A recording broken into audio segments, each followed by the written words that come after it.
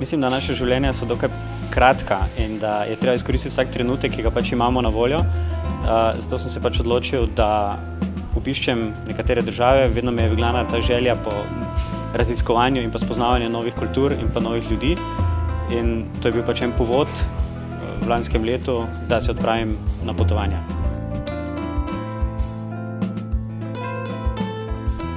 Vedno me je privlačila država, ki je najdalje stran od Slovenije, ki bi naj bila tudi geografsko gledano najbolj podobna Sloveniji.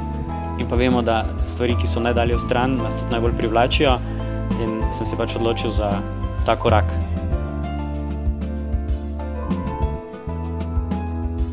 Dobri pohodni čevlji, fotoaparat, se pravi za ovekovečiti trenutke, ki jih doživimo, in pa seveda dovolj debela denarnica oziroma vsaj kreditna kartica, s katero si pač lahko stvari privoščimo.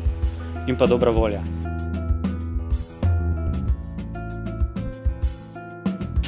Moram reči, da so dokaj temperamentne.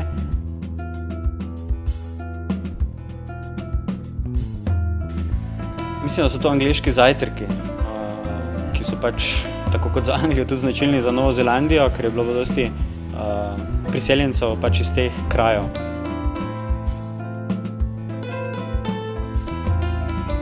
Kivi ima v bistvu 3 pomene, ne?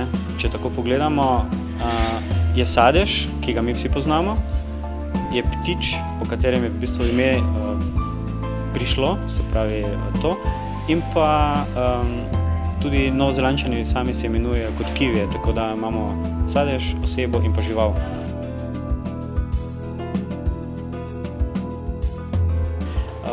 Na Novi Zelandiji ne, sem pa imel slabe izkušnje enkrat v Španiji, ker sem še par mesecev po potovanju prejemal račune za stvari, ki jih seveda nisem plačeval.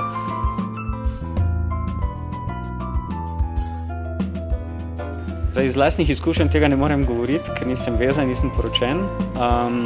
Sigurno pa je mogoče lahko kakšen zadržek tukaj, kajti če si dalj časa stran od ljubljene osebe, po vsej verjetnosti začnejo zadeve mogoče iti v napačno smer.